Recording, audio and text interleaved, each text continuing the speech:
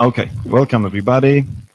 Um, Today our guest is not a debutant in Critica because in June we had the pleasure to have Guy standing here as one of the main guests of the Kurun Festival, second edition. Uh, I remember that you discussed with Marek Belka, yeah, is it? Yeah, and it was run by Dorota Szelewa.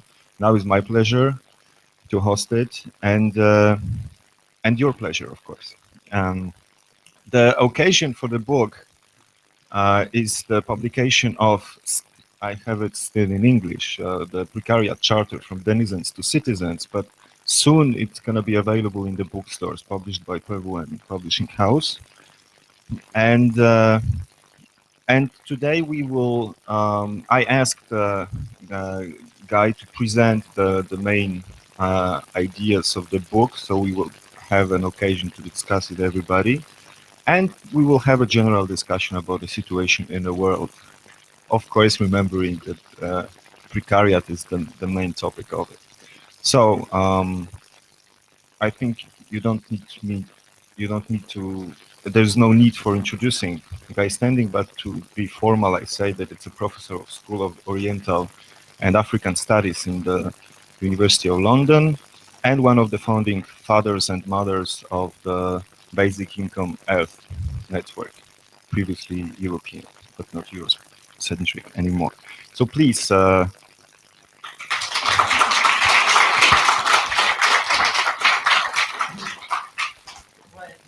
great to be back. Oh yeah, it's it's great to be back. I apologize first of all for my voice.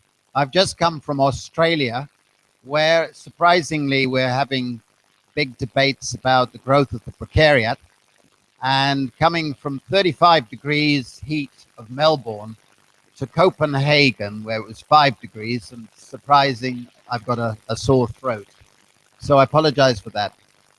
It's great to be here because tomorrow, the second book that's just been mentioned is coming out in Polish, and I think it's an interesting phase of the development around the precariat.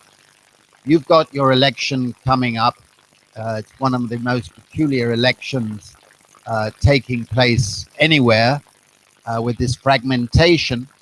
The only thing is that politics is peculiar in practically every country at the moment. I mean, the old certainties are gone, and it's a very interesting phase where, in effect, we are at a critical point of the global transformation, this Polanyian process in which we've had this period of domination by neoliberalism, by financial capital, in the same way that Karl Polanyi had foreseen the great transformation in the 19th century and early part of the 20th as a period dominated by financial capital.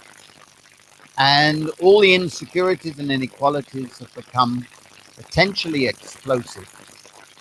But paradoxically, the old political parties and old political ideologies are dead. They're dead men walking, as Beppe Grillo famously said. And I think it's a very real dead that's out there.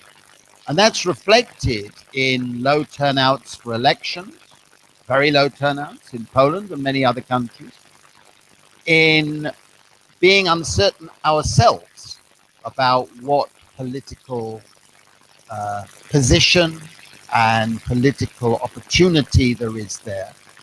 But it makes it also a very important phase, because the one thing I strongly believe is that we cannot opt out of politics.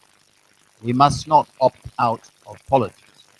It is certain that we must engage, and in engaging, redefine what progressive politics is all about. And I think that that's context is where we are now, because we have to remember that for a transformation to move towards a double movement, to move towards a progressive phase, requires respect for three principles. The first principle is that for a new forward march, progressive politics, with the Enlightenment values of freedom, of equality, and fraternity, solidarity, for a new forward march in that sense, it has always been historically led by the insecurities, the interests, and the aspirations of the emerging mass class, not yesterday's mass class. I think that first principle is fundamentally important. And the second principle is that for a new forward march, there have always been a need for new forms of collective action. And they've never been the same as the collective action of the past. So what are the appropriate forms of collective action, given a belief I hold that today's emerging mass class is the precariat? Come to that, what that means, to my own view, in a moment. And the second principle is that new forms of collective action are required. The third principle is that for every new forward march, there are three struggles, three forms of struggle, collective struggle. And the first collective struggle is a struggle for recognition. And I think I talked about this when I was here before, but I've become more and more convinced during the course of this year that we're winning this struggle for recognition. More and more people around the world, whether it's in Melbourne or in Tokyo or in Scotland or anywhere else, are coming to see themselves as belonging to the precariat in some way. And I think that's an important and necessary first phase. And we must actually use our own progressive values and opportunities to emphasize this recognition. Because without recognizing ourselves as part of a class or a social group, then we can't move to the next phase of actually forging some sort of unifying strategy politically.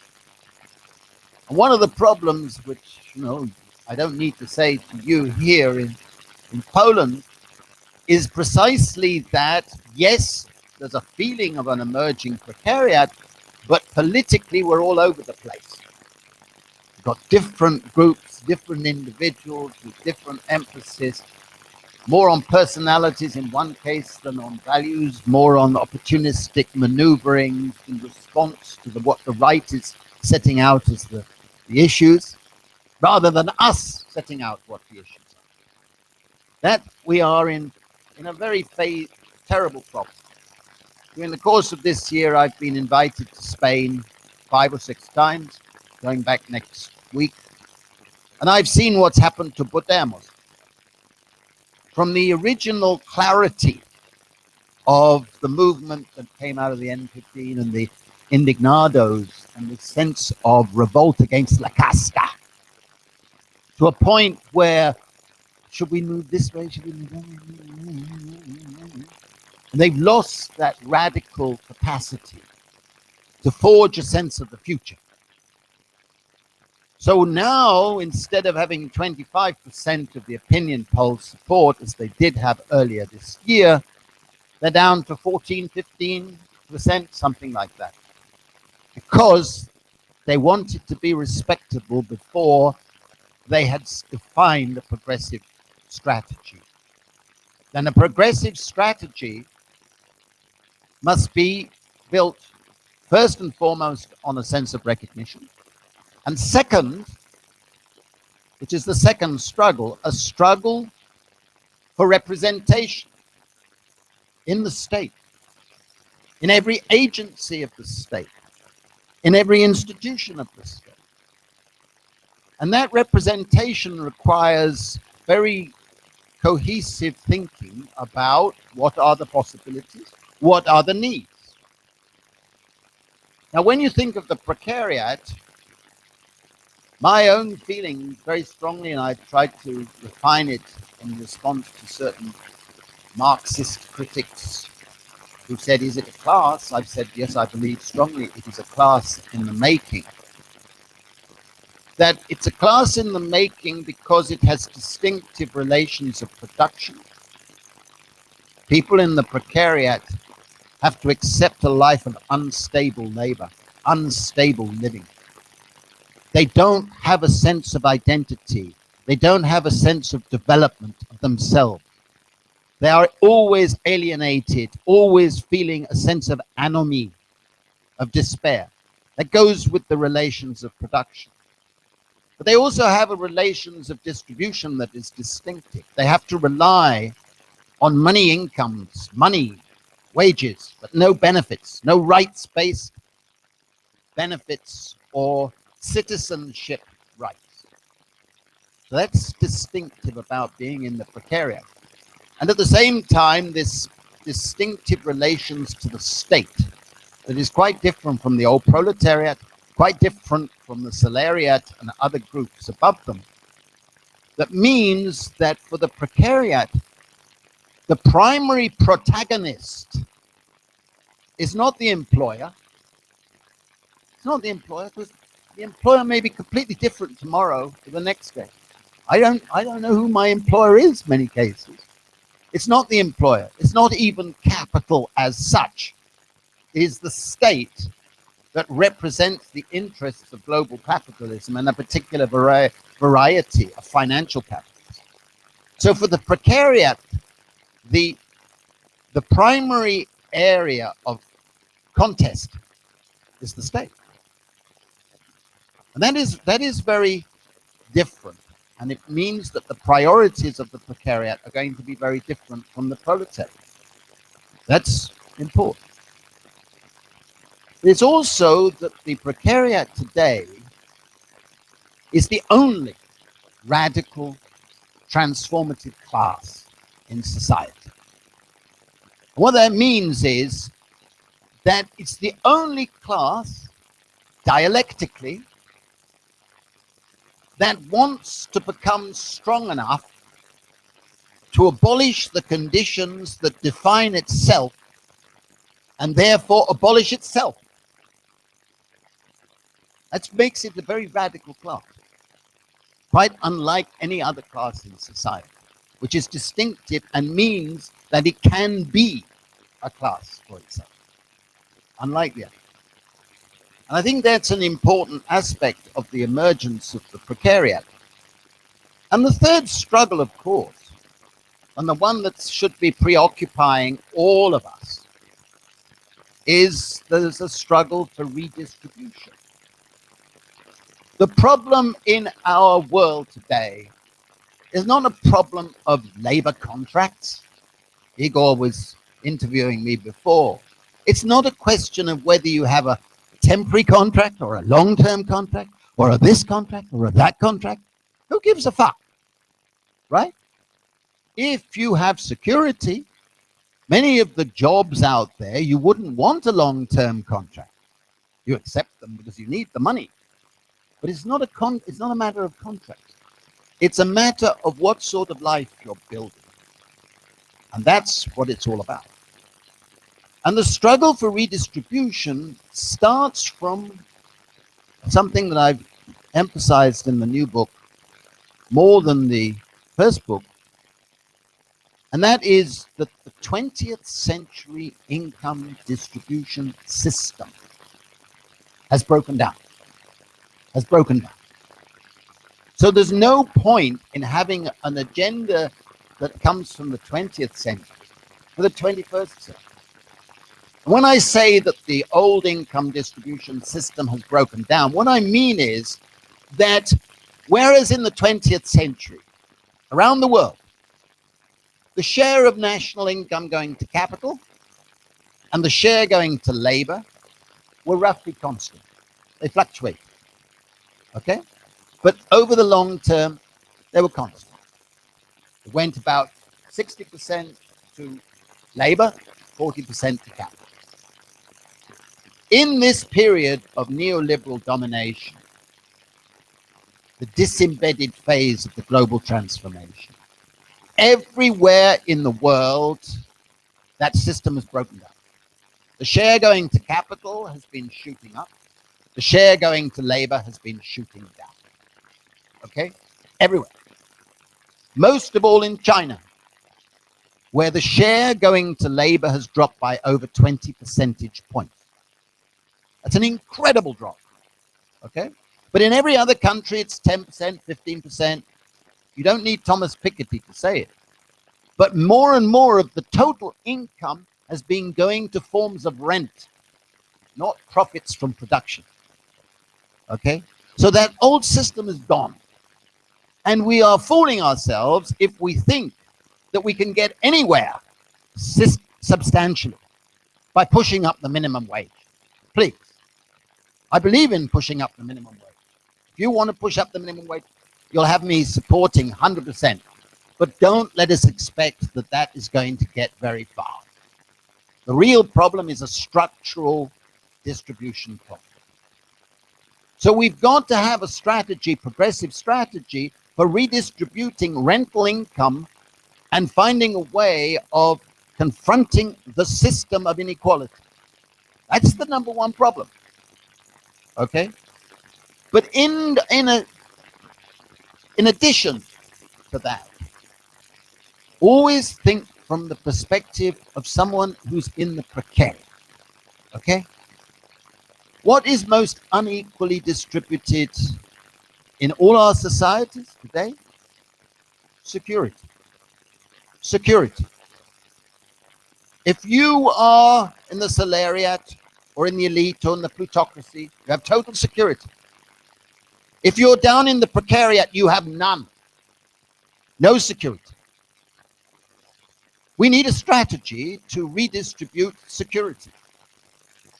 And any political movement that doesn't give that subject the highest priority rhetorically and in their policies and their movements is not addressing the precariat. Because the precariat understand. I live with insecurity. The anxieties that come with insecurity. I don't know how to function. Don't tell me I need to function. I don't know how to, because my time is out of control. Right? If you're in the precariat, you know that feeling. Hundreds of people have told me about it. So we need a strategy that says that is high priority. All right? And we also need a strategy which I think resonates in Poland and it resonates in a lot of other places. I may be wrong and maybe you can correct me. We need a strategy that recognizes that for the precariat, quality space is vital. The commons is vital. If you talk to many precariat groups, they understand that. They feel the commodification of space, the commodification of the commons is something that is being really encroaching on our capacity to be human beings living in an enriching society. The loss of libraries, the loss of parks, the loss of clean air, the loss of the sky, corrupted by commodifying, unedifying adverts that shout at you. The commons is something that we need as part of the precariat. Those things that define being in the precariat should be in our politics. And only when we put them in our politics and we find the vocabulary to do that, will we have a united precariat politics. And I genuinely believe that this is coming. It doesn't look very homogeneous at the moment, but more and more people, I think, are reaching out wanting that sort of politics. And that means that we have a responsibility, and we are living, as the Chinese say, in interesting times. But, you know, as I say at the end of this book, quoting Shelley, it's a beautiful poem, The Mask of Anarchy. I don't know if any of you know it, that maybe I should quote at the end of the talk, that The Mask of Anarchy was written at a rather similar time in 1819. And Shelley had heard about the Occupy movement in Manchester, where people were demonstrating about the fact that they had lost the old means of security and were seeing not just growing inequality, but insecurity facing them. And they demonstrated, and the state sent in the military and shot a whole lot of people. And Shelley's anger in this poem leads up to wonderful stanza, the last stanza. And he says, you know, this is a phase. The anger is rising. But then he concludes. He says, you'll win because ye, you, are many. They are few. And I think that's just about where we're at the moment. People are realizing that we are many. And if we start uniting, we can do a lot better. And I think we will. Thank you very much.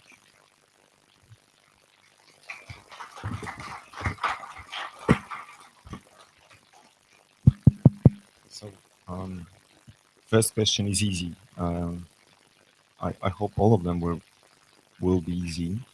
But first one is empirical question, because you said that that the Precariat is a class in making, on the way from the class in itself to be a class for itself. So on the way to gaining the class consciousness or common consciousness. So could you evaluate like what steps were made, or like where is it on this way? What has changed since the time of publication of your book, or whatever point of reference you have?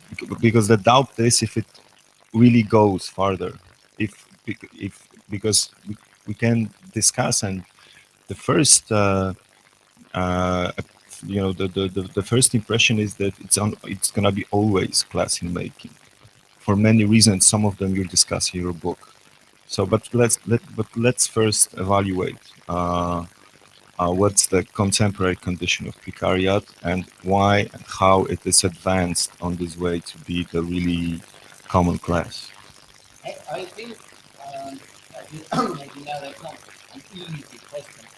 I think there are many signs that the precariat is becoming a class. I think because there is a streaming and Yeah? Okay, sorry. Yeah. I think there are many ways of seeing it. One is that the consciousness of a group that is facing these various forms of insecurity has developed. Another way of seeing it is that the recognition has gone through to being able to define oneself. I've spoken about 400 meetings of precariat groups in 34 countries, and I definitely feel now, compared with 2011, 2010, that people have a consciousness of where they are in relation to being in the precariat, and not only a consciousness of being where they are, but also being prepared to say it, you know. And a number of places where I've been, that people have stood up and said, look, I'm part of precariat, whereas 4 years ago they wouldn't have known that. And I think that the social media, political movements, trade unions around the place. They're all trying in their different ways to reach out to what they perceive as precarious. There's very much a feeling that this is a new class. It's not part of the old working class. I mean, that was part of the problem in 2011, particularly by Trotskyites, Marxists, and things. They said, "Oh, you're dividing." But there is a division that's there. So I think that the sense of recognition has come on leaps and bounds. Now, the second thing is, of course, that you have precariat movements now in many countries openly saying they're precariat movements. You have, I mean, I was in Denmark recently, and the Alternative Party sees itself as a precariat party. You have Razin here, who sees, people have been writing to me from the leadership of Razin, they see themselves as precariat party. Podemos, Syriza, you've gone a long way in the last 4 years to new political movements. I even mention, of course, your own, which I think has come on a long way in a very short time, historically speaking. Usually it takes, if you look back historically, it's taken much longer for the old politics to break down, for new politics to come. Of course, there will be false steps. Of course, we're not sure which type of movement, which type of party is the best in the circumstance. But that's bound to happen. But now I think most of us reject the old laborist, social democratic, socialist type of parties. I think there's a genuine widespread feeling they are not the future. I mean, they may not think that themselves, but more and more people who have progressive values don't expect them to be resurrected in some wondrous form. We will find out as we've had this debate between us whether Jeremy Corbyn in Britain can disprove, because he's sort of, although he's not precariat himself, he's actually mobilized a large part of the British precariat. And a hell of a lot of people have been writing to me about that feeling. I don't think he can transform the Labour Party into a precariat party. I hope I'm wrong in a sense. But I think that the sense of being a class is much greater now than it was 4 years. Much greater. To make it clear, you sure that you're talking to precariat or to the representation of precariat that actually it's supported by the people who absolutely has no idea what precariat is and that they are even precariat? Because it's a when you're saying I talked to the Podemos guys, you sure that that they have the same, or not the same, but the basic same class consciousness and feeling of unity with the people who support them, and the other side has it really? Like, I don't want to ask you what's the social profile of the members or fathers of the basic income earth movement, but I wouldn't be surprised if they are not the same precariat as the people who you describe here. And the additional question is, because this question must be assisted by one more. According to your analysis, actually, except for very, very, very tiny group of multimillionaires or billionaires, almost everybody is or will be soon precariat. So it's actually the diversity and the problem how to go from this, class for itself, or class in itself and for itself, is actually farther and farther in the course of time. No, that's you've got a number of points there, as you recognise. Let me address the last point first. I don't believe in the imagery of the 1%, 99%. I think that's far too simplistic. I believe that what we've got is class fragmentation, where your plutocracy is very small, 0.01%, whatever it might be, the oligarchs and the plutocrats.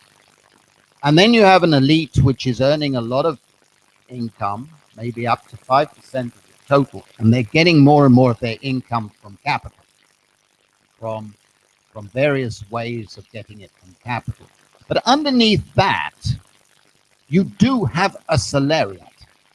You do have a group in society, and they will continue. They won't disappear, and they are not precarious. You do, whether it's 10% or 15% or 20%, perhaps, but those are the people with long-term employment, salaries, pensions, paid holidays, medical leave, maternity leave, whatever. That exists. And I don't think that's going to disappear because they are servants of the state and they're servants of capital and they need a core. Of course, I'm speaking to a business forum. I'm going to have to speak very differently on Tuesday here. So I have to practice before. But the business forum is not going to disappear.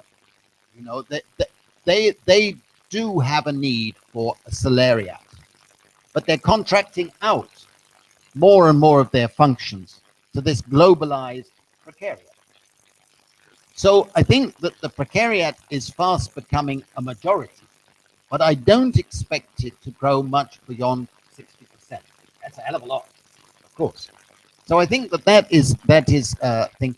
The second thing I think, which I'm not sure if this is fair to relate to your earlier point, if not, then remind me. I think this is different from the old proletariat. And one of the differences is that the people in the precariat in general have a level of education that's higher than the level of labor they are expected to do. And that's the first time in history that's been the case. That is a very distinctive feature. And it creates a lot of status frustration and a feeling that, look, we're not part of the old proletariat. Please, I mean, if I use the term working class, I'm using it ironically, you know, rather than fair. But I'm also not part of the middle class because I don't have property. I'm not a property owner bourgeoisie. I am part of a precariat who wants to develop myself, my friends, my community, my life, have a future, reinvent the future. And I think that makes it a really radical potential that is not there in the proletariat.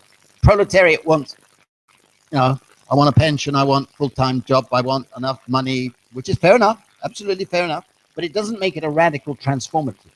Whereas people in the precariat tend to be, I want a future which is freedom, a future which is enabling me to do my enthusiasms, enabling me to pursue my arts, my crafts, my caring, my whatever, in a diversified way, to be in control. To be in control. I don't want a boss telling me, a better boss telling me. That's what makes it quite radical. So I think that's a really different thing, and I feel that more and more people are talking about that. I was invited to an arts festival recently, big arts festival, and they were showing me all the art that's being created, a lot of graffiti, a lot of sort of pop art, which captures these themes around the precariat. And I think that makes it, you know, where art is telling us this is a very fertile period, you can say, aha, this is a radical period. You know, there's a lot going on out there. This energy is saying, you know, we don't want to go backwards. We want a better society, and we want a sense of more freedom and community. So it's a new agenda. I hope I've answered this. Okay. Well, you compare very often precariat with proletariat, of course, to indicate the differences. But let's now touch the question of diversity. Is it to be overcame? Is it to be really, because like, as everybody knows, proletariat has the same place, the common place for work, the common culture, the common experience, actually the visible enemy. So something much less abstract than the state. And it still took decades to organize it, okay? But now there are many actually doubts, but let me start with two. First, um, the economic interest or even the communication or whatever link between different parts of the precariat, like someone who work in a call center, someone who works for the state in the local city authorities or whatever, and someone who is unemployed, not to mention migrants, because we're gonna approach this soon, is so different, so far, that it's really hard to imagine it. And the second doubt, this is a tradition between us, they ask two questions. Um, the second one is that actually differently than the situation of proletariat, those members of precariat are in constant competition among each other. Actually, this competition is even higher than competition among the corporations, states, or whatever. The strongest, the biggest competition, the harsh competition is really among the members of precariat. How they can be a class for itself then? I, I think the diversity is something I really address in this book, because it's imaginary that somehow the proletariat was this wonderful unified class for itself throughout its history. It was always divided in many ways, but it still had enough in common in material terms that had some similar consciousness. I think the way I've divided the precariat in this book is to say that at the moment it is still three factions, which has been and is at war with itself. The first faction is what I call atavists. These are the people who have fallen from old working class families, communities, and traditions into the precariat. They don't have a lot of education, okay? But they can't get what their parents had. They can't even get that. And therefore they feel a sense of relative deprivation at a sense of loss. Now that group tends internationally to be the group that is going to the populist far right, neo-fascist orientation, because the populist politicians of the right play on their fears that they don't have the education to overcome that all of their problems is due to the second group. And the second group, that I call nostalgics, consists mainly of the migrants, the minorities, the Roma, the disabled, the outsiders in the market society, who don't have a sense of home. They don't have a sense of home anywhere. Now, this group understands the precariat from a material position, but politically think that they keep their heads down because, they can't risk. Okay? This group could either go politically left or right, depend on the politics of how it is developed, how the strategy of a new progressive politics emerges. It's very big, but it's distinct. All right? But they understand. I mean, if I'm talking to a migrant group, as I have done a lot, they get it. They get the description of being in the prepared. Now, the third group with what I call the progressives. Now these are the mainly young, educated. They went to university, they went to college, they come out with their debts, you know, big debts. And they were promised a future, but they don't have a future. Now, for me, this group is the, I don't like using this word too much. You know, it has too much historical baggage. They're the vanguard of the future because they are the ones with the education to be able to understand the needs and aspirations of their situation, and enough intelligence and enough education and exposure to culture to be able to see that they cannot be drawn to the far right for various reasons. They're at this moment the people who are championing the cause of the refugees, right? Even though they are facing chronic insecurities themselves. That's a wonderful achievement of a statement of their humanity. You know, this is the group that is often at the forefront of the demand that we treat refugees with the dignity that we would wish everybody to be treated. But this group, I think, is the one that is opening up the doors for a new progressive politics. Maybe messy, but they're the ones who are going to provide the leaders of tomorrow. Some in this room, no doubt. Not the old fuddy-duddies. You know, it's going to be from this part. And they will understand the need to make coalitions of interests with parts of the Sierakowski, with parts of the Enlightenment people up here who realize that what is happening is unsustainable socially. Even the winners, many of the winners. I was recently invited to Silicon Valley, and some of the high-tech people are intelligent enough to realize they cannot go on like they're doing, even though they're billionaires themselves. What's your...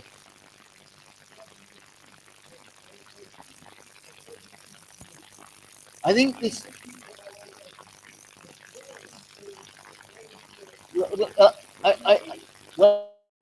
if you go to Greece, wait. If you ask me a question, I'm giving you an answer. Don't say, oh yeah, but you know, you can't have it both ways. You can't have it both ways. And then, I mean, if you go to Spain, all right, today, okay, Podemos, I think, is making strategic mistakes. I mean, I've said that in Spain, but they've broken the mold. The casta is on the defensive. All right, they may not win this time. Go to Portugal. The recent election actually was a big marker for the new Precariat movement. I've just been in Denmark. The alternative, the Precariat movement, has over 10% of their vote. You go to Britain today, okay? The Scottish National Party is a reflection of the growth of the Scottish Precariat, all right? You go and you see Bernie Sanders in the United States. He would not have been a credible candidate. He may not be very credible today, but he reflects a breakdown of the old social democratic ethos. Of course you can be cynical. Of course any of us can be. Give me a drink or two, I might be. But I think we are at the point where there are new opportunities and new vocabulary and new trajectories are opening up. And that is what we've got to take advantage of. Without the will to do things, to change things, we won't change things. We won't change things. But there are very positive signs out there of this energizing. And in some countries it's much stronger than in others. But everywhere you see a breakdown of the molds of old politics. Okay, we're gonna come back to the Syriza case, but yeah, the last thing as for the diversity and class consciousness, the nation or the national container.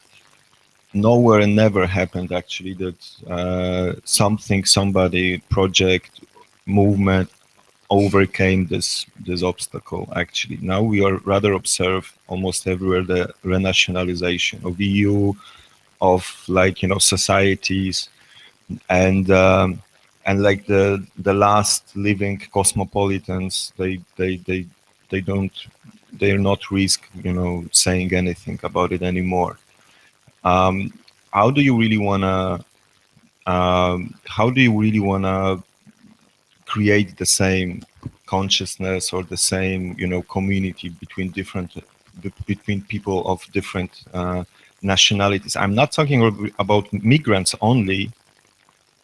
I'm talking, it's going to be my second question, I'm talking also about the precariats in Poland and China, because I understand it's the same, or it should be the same class. But like, yeah, to imagine, for example, that in Germany they they are thinking, they considering implementing the basic income policy. Okay, would they still invite 1 million migrants? I think there are more than two questions in this one. Okay. Because the first part of your point was about the nation, and I thought you were going to go into your familiar argument that you can't have. No, this is a state. We're gonna go to the state. Yeah, but now first national differences. Of the national difference. We'll Yeah, microphone. I mean, national Or differences. ethnic differences, nationalities. You know, this difference. I think if I compare ethnic differences in most of the societies that I know now with what they were 30, 40 years ago, I think there's actually a lot more in common. There's a lot of common mixing and understanding of culture. Whatever the politicians might be doing up here, on the ground in our society and communities, there's a much greater respect for diversity. There's much more loving for those diversities, and I think one can talk about common values that are human values. Well, actually, just to interrupt you, there are many analyses or researchers that would claim that this was the end of the welfare state, the coming of immigrants, that people didn't feel enough solidarity anymore to pay taxes, higher taxes, and just to share burdens. Um, I think it's the other way around. One of the problems was that when the neoliberal era started in the 1980s, that was the time when deliberately they started dismantling the universalistic welfare state, both the Beveridge traditions and the Bismarckian forms of welfare state. And everywhere you saw in that period, which was long before the upsurge of migration, all right, a shift away from social insurance, national insurance, universal, to means testing benefits. And means testing means that you only give to the poor. You know, you exclude those people who are non-poor and you just focus on giving the poor. And that, of course, leads you to have to make the distinction between the deserving poor and the undeserving poor. So they had to introduce more and more tests of whether you are poor because of an accident or poor because you're lazy. That sort of stupid distinction, but that's what they've done. Now, once you go down the road of means testing, that means priority to the people who are most poor, most insecure, and most in need.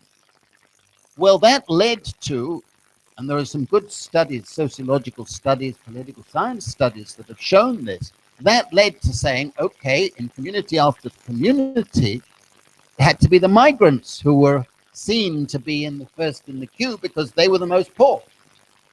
And a lot of people started resenting the fact that this meant that they'd been living there for the whole of their lives, and they were suddenly feeling that they were being bypassed. And often it wasn't, but it enabled the politicians on the right to play on that.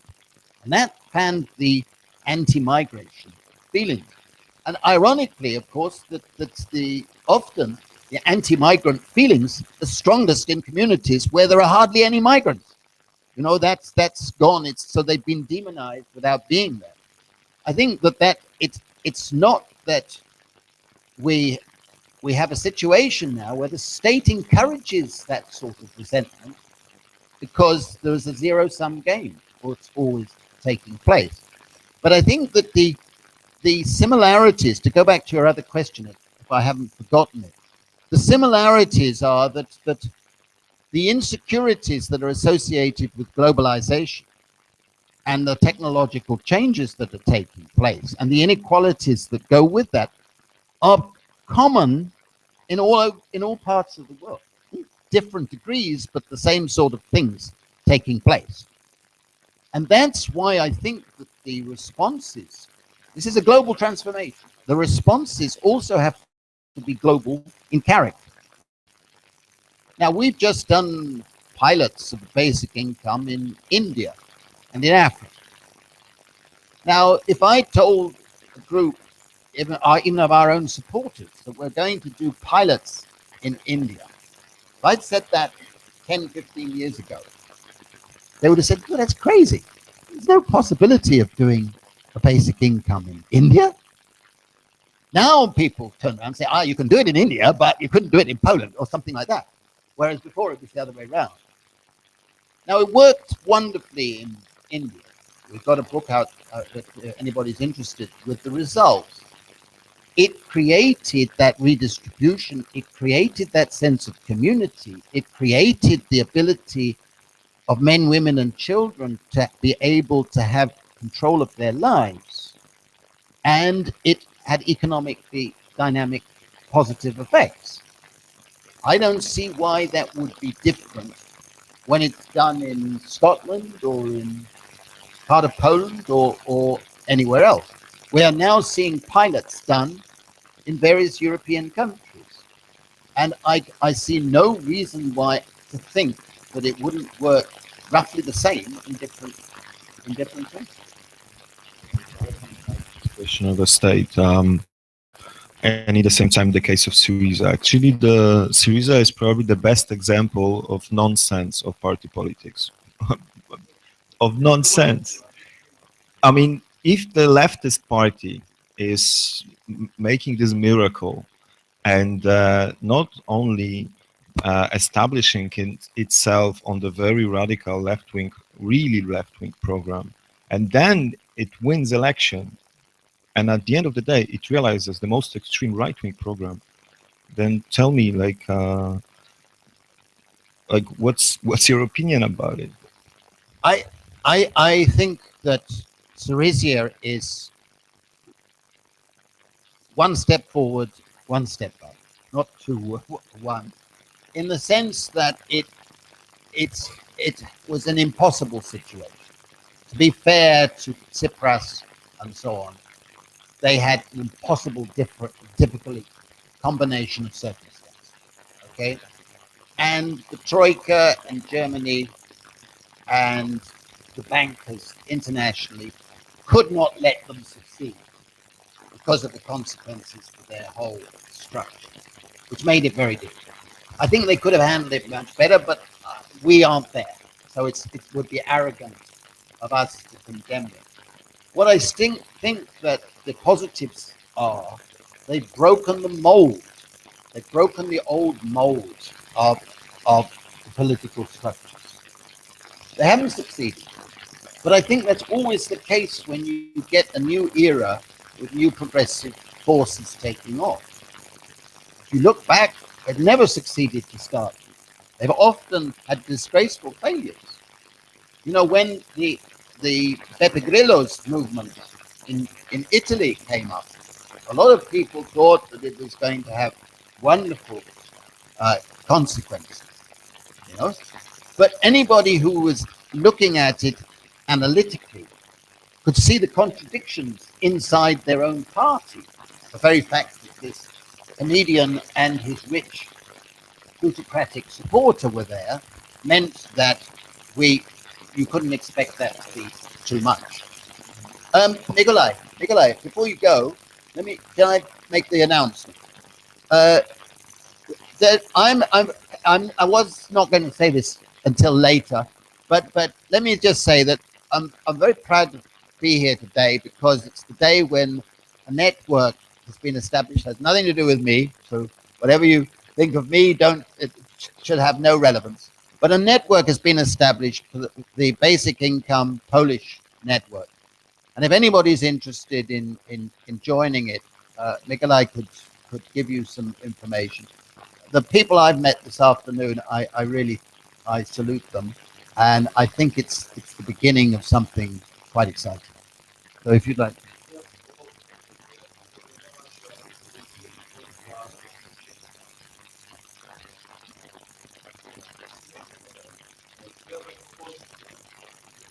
Zawiązuje się polska filia czy polski odłam ruchu na rzecz, globalnego ruchu na rzecz dochodu podstawowego. Jesteśmy w trakcie pisania statusu tego stowarzyszenia.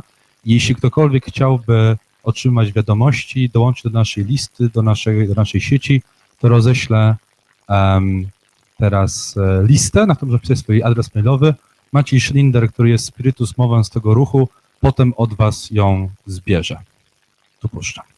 Jak były jakieś pytania, to odsyłam do Macieja. Do you want to continue or? Actually, the question about Syriza is not necessarily about Syriza. It's about the state, or this what you criticize, the idea of the left-wing policy is still passable in one nation state. Of course, I'm not blaming Syriza, and I understand perfectly well why they had to do what they're doing now. But the thing is that it's pretty symptomatic, and of course, different in that you said Podemos is losing support not because of lack of radicalism.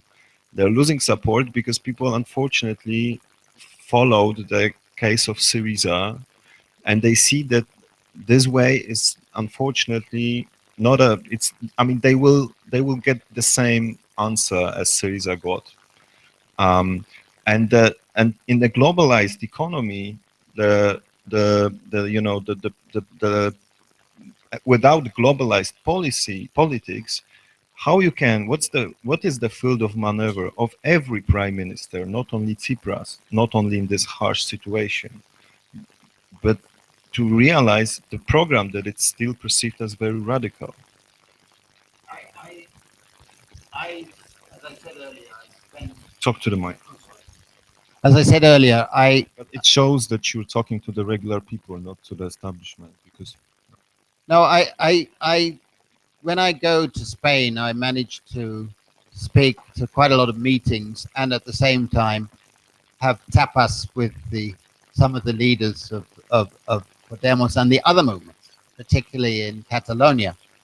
And I don't think the relative decline or shrinking back of Podemos can be attributed as easily as Syriza has failed, therefore they will fail. Although that is a fact, clearly. But I think that it was happening long before the Syriza gave in to the Troika. It was happening earlier this year when the leadership of Podemos started to try to become respectable and were divided. There was a big divide between those who wanted to be a radical Precariat sort of movement and those who wanted to get the center ground because they were worried about this new centrist movement coming up. And I think the loss of dynamism, of clarity in their positions is something that annoys certainly annoys a lot of my friends in Barcelona. They said, well, they're no longer striking out as a radical. Now, we have been having this discussion about whether you can have politics inside one country, and I think that the evidence is just not there to make a strong judgment that is not possible, and therefore I think that we owe it to ourselves to say, well, let's continue to look for these possibilities. My charter, for example, has 29 policies. I would say that 23 of them are certainly easily realizable within one country. Okay, they don't threaten the whole global system, but they would make a huge difference to the lives of people in the precariat. So for us to say, you know, we can't take political action is giving up too much. Okay, I'm not saying that's what you're No, saying. I'm strongly distinguishing between party politics and politics. So, like taking political action, I'm fully for. Taking political action through party politics, I have some Yeah, doubts. I know that. I know that's your position.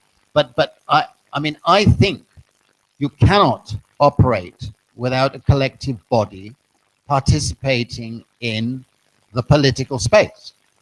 And I think that we may not like the constraints that are out there, but we've got to operate in that political space.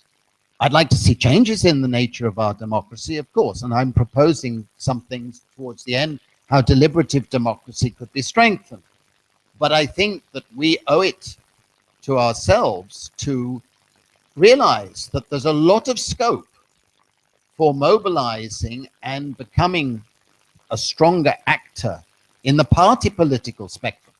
If you have a 40% turnout in your elections, you've clearly got a lot of scope for mobilizing a lot of action in that other 60%. You may not get much more than 60, but that's an extra 20% that should be mobilizable.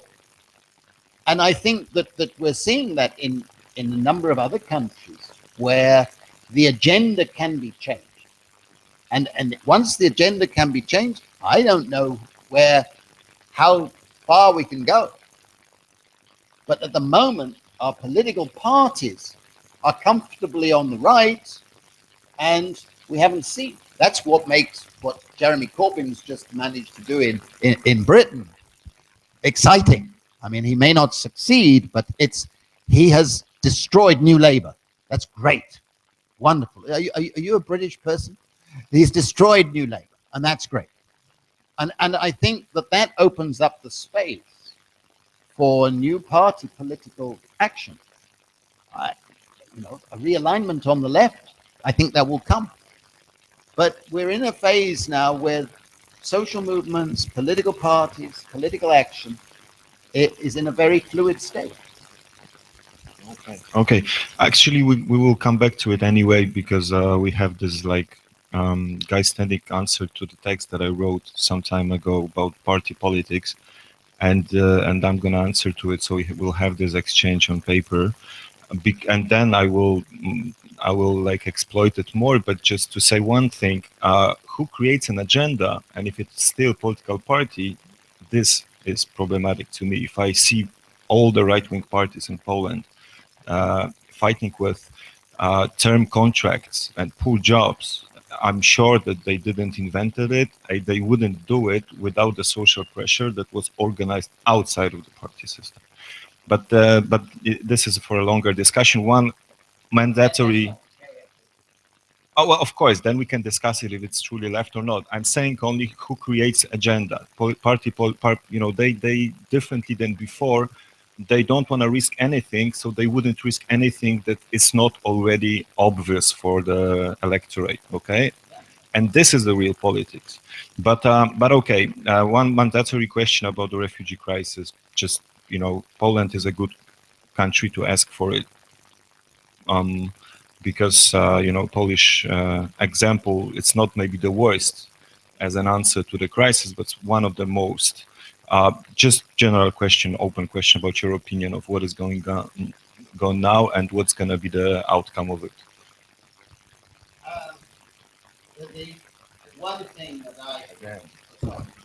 The one thing I can say with conviction on this subject is there is no solution. It is one of those horrible, intractable human tragedies that is the outcome of historical errors of enormous proportions. All we can say is that our response should be as human beings. And I think that the solution has to be mainly in the areas where they're being they're fleeing from. And I really feel that we need a new set of foreign policies. I think the foreign policies pursued by the Americans, the British, and the so-called West have been responsible as much as anything else for that tragedy that's taken place. That said, I think that we all should be welcoming to the refugees, and that all European countries have been at fault, some more than others, including Britain, in their attitude to the refugees. I think that we have to have a strategy which says that everybody should be treated equally, and therefore I've got 5 articles in here that relate to migration in various ways. And although they don't relate directly to the refugees, the first thing that I do emphasize in here is we must end class-based migration policy. Most of the countries of Europe have horrible class-based migration policies. If you're from if an oligarch or a criminal with vast income, you get the red carpet treatment, you get citizenship tomorrow, you'll get etc. If further down towards the precariat, the more the barriers are going up, the more discriminations are being introduced by the state, the more denial of benefits, denial of rights, civil, cultural, economic, social, political rights, systematically denied to migrants, and particularly to refugees. And we should have a war against that, because that is a winnable one. It's a winnable one, and it should be part of progressive politics. It's a disgrace, but it's a reality. And then think that the equal treatment of every person once they're a legal resident in your country, whatever the country, must be really institutionally reinforced. And one of the things that I emphasize here is that we need a strong campaign for due process, for legal due process.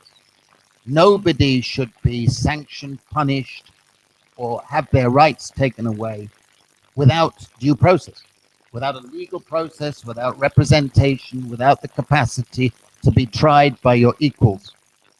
And all of these principles are being sacrificed. And the people in the precariat know that. They're the ones experiencing it. Not just the migrants, not just the refugees, but systematic. And I think it is one of the weakest points of the neoliberalism, because they pay lip service to this, but they don't practice.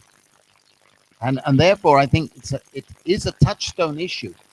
But there are we can't find the solutions to that, because it's a matter of what's happening in the Middle East. I see many interesting people, and maybe the youngest audience for years in Kritika. And our often guest from Austria, always with an interesting questions, will begin. But let me first provide you with the microphone.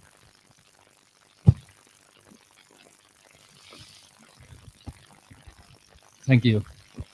I think you got me wrong. I very much love what you say. Only I hear the message, but I have not the belief. Because you have a situation that the DAX index, or the Dow Jones index, from 2007, it was 8,000 points. Now we are 2015, 18,000 points.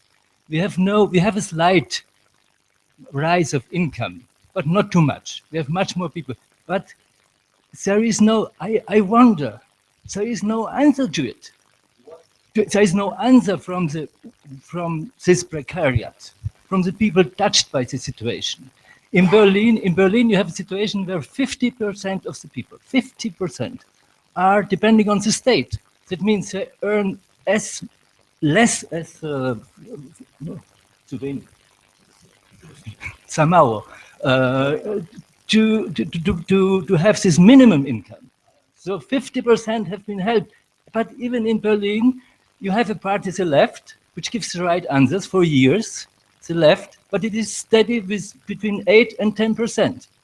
And you have Mrs. Merkel's party with 40%, and the Social Democrats with 25. I do not understand it. I have no answer to it. Just I don't understand why people accept the situations they are in. Of course, in Germany you have these strong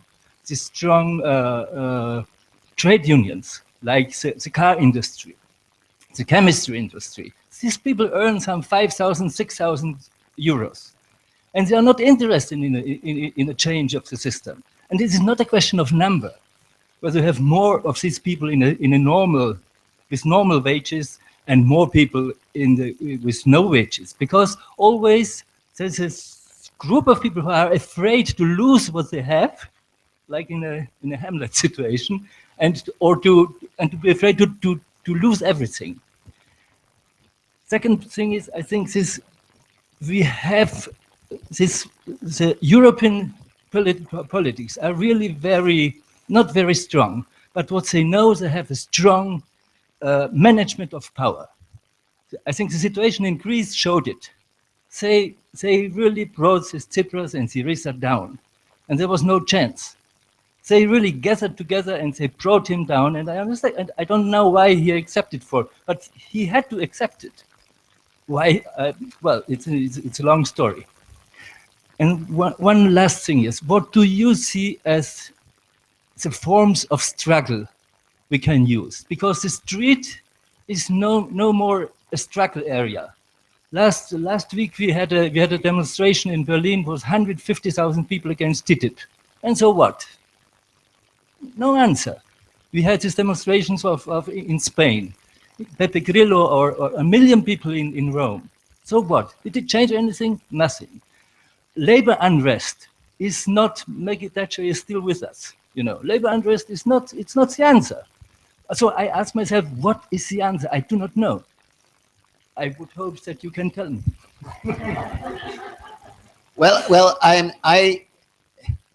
you know the famous cliche about the glass half empty or the half full. And I'm going to Austria. You said glass or class? A glass. The glass. But I think if you look back historically, I think you're seeing an extraordinary upheaval that's been taken place. Someone's done a rather useful analysis of the number of public protests. In this period of the last 5-6 years, there have been more mass protests, mass movements, than at any comparable period in history. That's an extraordinary statement, okay? Well over 500 of these things. But again, if you look back through history, you will see that protests seem to go through what I call primitive rebels. Not my phrase, it's a historian's phrase. A primitive rebel is someone who knows what he's against, but he doesn't necessarily know what he's for. Okay? But you have to have that phase, the Robin Hood sort of phase, of knowing what we're against. But that leads to people starting to think that they can think what they should be for. And I think that the movements that we've mentioned, including your own, okay, are an extraordinary reflection of people looking for a new progressive politics. We may not have the full answers. We may disagree on details. But that is something that 20 years ago was not taking place. This wasn't taking place. That's today, you have all these movements. If you go to Italy, you have fantastic Precariat movements. I went one recently, there were 1,500 people in the room. Huge, packed out. 1,500. That sort of mobilization that's taking place with the ones we've been talking about, they've come about remarkably quickly. Historically speaking, remarkably quickly. Few years. Often in the past, it's taken decades before things have emerged. And I think the social movements that we're seeing, there are many, many that are bubbling out there, are things to give us hope, and they are something that's and we all have a responsibility to ourselves and to our children and our loved ones to say, look, it may be difficult, but we've got to join it. We've got to join it, because listening to them is what we should be doing, because they are beginning to articulate something. That's one of the great things that been my experience, that because I've written these books, I've received thousands and thousands of emails from people who are in the Precariat in various places, telling me their perspective. I've learned so much from that experience. You know, some make you furious, some make you angry, some make you cry. But you've got this out there, this energy of looking for something progressive that can unite us. That is something that didn't exist 20 years ago, I promise you. Well, I don't need to tell you. But I think that it is happening. And I would say to all of us that we may have our reservations, but we should participate. Whether we live in political party or political movements, different forms, because there's an overlap anyhow. But we have to do it. And I'm encouraged by the diversity of people who are joining these various movements. Okay, next question. I'd like to ask I wasn't both. expecting this meeting. I must tell you this. I'd like to ask both of you, if I may, how you think this applies to the Polish situation. Sławomir, you mentioned that the Conservative Law and Justice Party has made people working on short-term contracts part of its electoral campaign, and they're trying to court in some way the votes of the Precariat. Given that they're leading in the polls, do you think that that means that they've been, how much of a contribution has that made to their success in the polls? Have they been successful in positioning themselves as the party of the Precariat in the absence of a strong left-wing alternative? Well, okay, I'm gonna answer to your question using Guy Standing's theories, all right? Because we are, he's a guest. So he divides not only into three categories: atavists, nostalgics, and vanguard, which I like this word. It's a very nice word, and not really with a very bad image in Poland. But even more.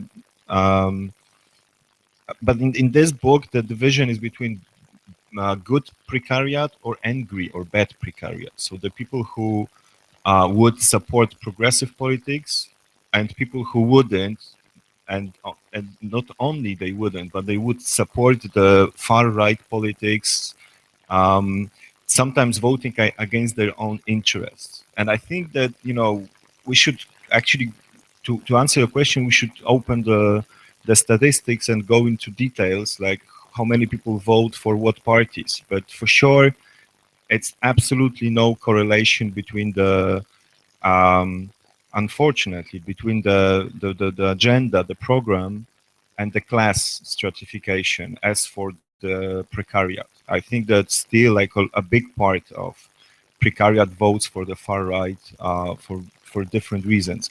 I only said, because you're referring to I don't know the words from the interview or the words from one of my questions here. I'm sure. I just wanted to say that even if main parties or right-wing parties are right-wing and they have their identity, but if you look for last year or for recently, what is their agenda, and you have like fighting with the junk contracts, fighting for making this disposable income higher, so the free from taxation, pre-tax, the sum to increase, and also the third most popular point is to extend the infrastructure for mothers and young families. All of it are actually, you disagree with this, but stereotypically it's a left-wing agenda. Okay, we can discuss if it's efficient, counter-efficient, you know, but still, it's for sure not the right-wing program. It may be wrong left-wing program, but it's not right-wing program. I only used it to show that you know that something really has changed, essentially has changed. Before, politics was made by people who had first their ideas and then they tried to get the support, presenting their ideas, narration, vision, program, whatever. Now they go to the society, ask what the people already think using this, you know, PR, marketing institutions, and then they create an agenda. Okay, so they start with having no ideas. Kaczynski had old ideas that are in the spectrum. Okay, he was liberal, social democrat, he was anti-clerical. Now he's, you know, very clerical. It's the same with Tusk. Okay, so they are actually really adopting the program to the circumstances, okay, which made politics drifting, which also makes politics empty of real politics, okay, because if you really want to change something, I you know, when I was talking to Igor Ostachowicz, who was the main spin doctor, he used to say, if you want to have same-sex unions, go and make it obvious in the society, then we will change it, or in vitro or whatever. We're not going to risk anything because we're going to, you know, lose elections or something. Like, party politics are not for changing something, okay? So then I ask, who makes politics? Who really, like, where is politics? And I think it's outside of the party politics. Then your argument can be, okay, but in the parliament they you know, pass bills and they decide what is a law. But actually, if you look who negotiated pension reform, not coalition and opposition. It was negotiated by the government and NGOs, and Leszek Balcerowicz was the main opponent, but he's not a politician. He's a leader of one of the NGOs. So actually, and also the other things, if you would look at the most important changes in the law, like, I don't know, 1% for culture, quotas for women, whatever, like even in vitro, actually, the pressure came outside of the party politics, and so this my impression comes from it, not fully maybe. I'm only showing the tendency, but yeah, this. I think like you're more efficient if you organize the social pressure than if you will, you know, go and create a party or add yourself to one of the existing parties.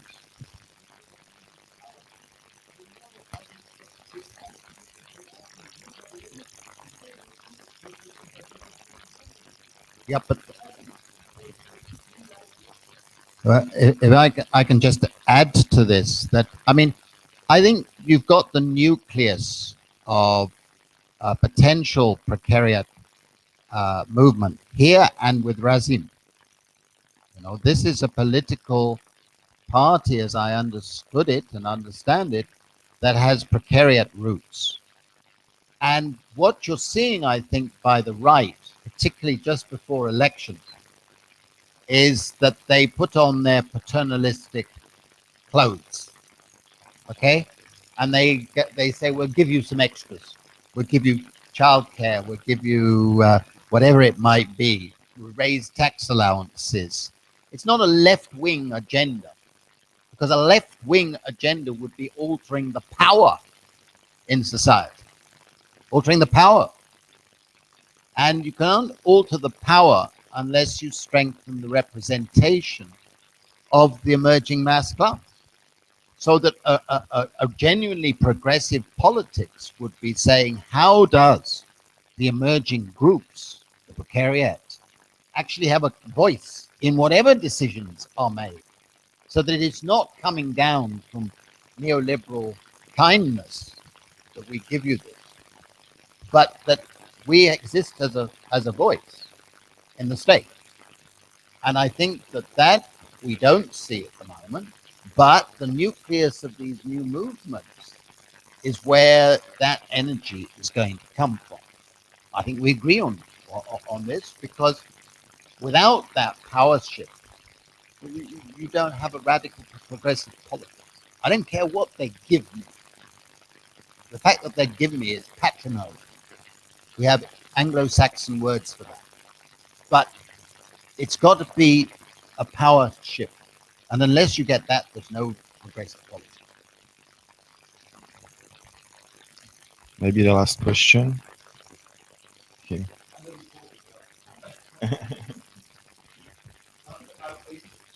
Wait a minute. Oh, thank you. Is there someone who would prefer to answer? I go ahead after me. So one of the first things you said was that it's important, essential, and the first thing that the Precariat recognizes and identifies itself.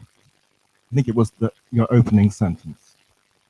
And one of the ways that it's possible to do this in popular culture is through the story in popular culture. Now, I think that maybe you might be engaged as a political consultant, perhaps, on a movie about the rise of a new political movement. And what would your advice be? There are obviously millions, tens of millions, billions of people you could choose as your protagonist. But who would you choose for your antagonist? And that's the answer. The question is, what are we up against? Would you choose, a member of the elite, a politician, another member of the Precariat who doesn't support your views? Or would it be someone like yourself who perhaps is saying to the Precariat things can be better? And in fact, it's exactly the same message that everybody else is telling the Precariat.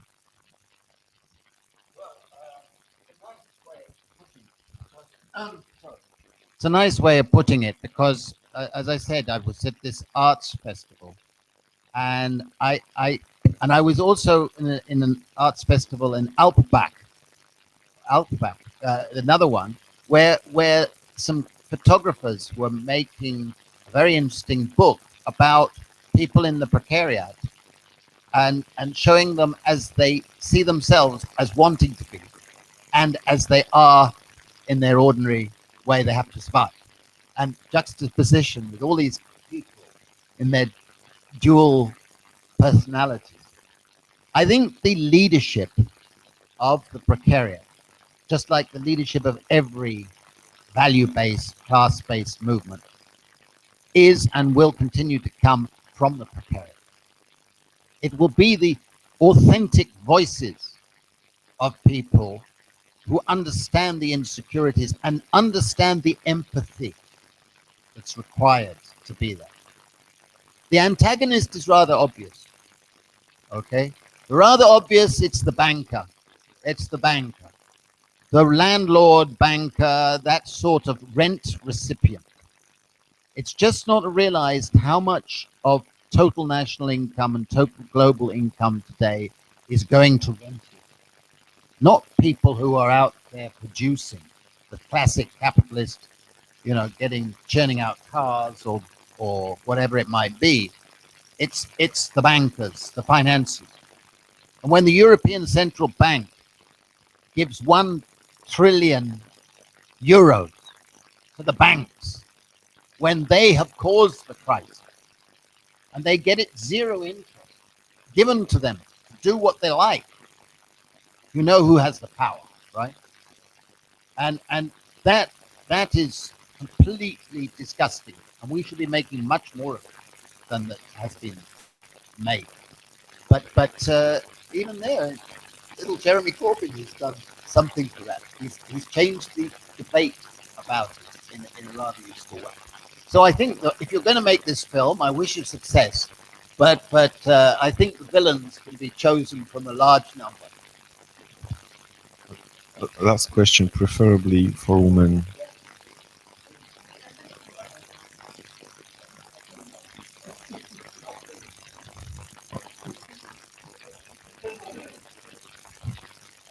Well, thank you for encouraging me because, well, I've been thinking about many things, and if you said so, well, we need a woman, so that sort of made my decision. And well, yes, the question is precisely about it, and that's also about what you mentioned before, and what was here somewhere. The question of the antagonism in between precariat and the question of differences. I mean, well, you know, when I came here and I started to listening to you, I had an idea that your agenda here, and maybe in other places also, is to build this positive image that we have an aim, we have some kind of project, we are going somewhere. And I understand that, well, yes, that you want this glass to be half full, not half empty. I understand it.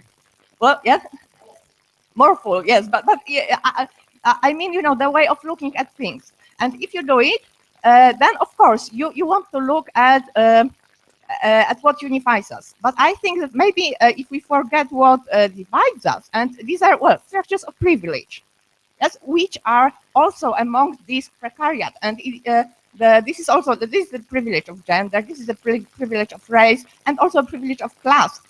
Well, I'm not sure if I'm not going too far, but these are, you know, many things I've been thinking about. For example, the thing that you said about avant-garde, isn't it also a bit classist? I mean, classist. That if you say that people who are educated are our leaders, and people who are uneducated are well, they are sort of they need leading, or if they don't, they are poor kids that go to these horrible Nazis. Well, this is also some kind of domination. So I think that maybe how to say. Of course, we need this positive thinking, sort of positive thinking. We want to unite. We want to build this future. But I think that probably what's also extremely necessary is showing these differences and underscoring them. And maybe maybe it's extremely difficult also not to just stop there and say, I'm sorry, but we will never unite because there is this horrible gender gap, and a woman will never speak here if she's not encouraged. Yeah, that's how it was. That's how it was here. There were only men. Yeah. So and the same, and well, a person who hasn't gone to university won't even come here. Yeah. So we can stop at this point, but maybe we should also go forward. But to go forward, we need to acknowledge it. I think those are fair points. The only thing is that as a woman, I found that people who are women are able to understand why I've made the first article in the Charter, the need to reconceptualize what we mean by work. For me, how we treat time and how we envisage time and imagine time, it is an enormously important starting point for the analysis. And every feminist, and I hope we're all feminists, would say that the old way of looking at time and the old way of looking at labor and work was sexist and hierarchical and ultimately regressive. We need to reconceptualize work so that all forms of work are given equal respect, equal rights, equal legitimacy. And we need to understand the value of real leisure compared with recuperation and play. You know, go back to the ancient Greek conceptualization of work versus labor and play versus leisure. Because leisure is something that is denied to the precariat at the moment. Leisure in the sense of being a public participant in the life of the polis, in society, and having a voice. That's your leisure. And being able to use your education doesn't necessarily mean the same thing as schooling. It's the education of being your experience as well. So I agree that there's a danger of snobbishness in that, but I think there's also that dialectic of time and demanding that the politicians and all of us reconceptualize what we mean by work is a very subversive starting point, I believe. Okay, so thank you very much for your points and questions, and everybody else. I had not planned for this. He sprung it on me, so if If I it was just being wanted to say- disjointed, he's to blame. But thank you very much for inviting me. I just wanted to. Okay.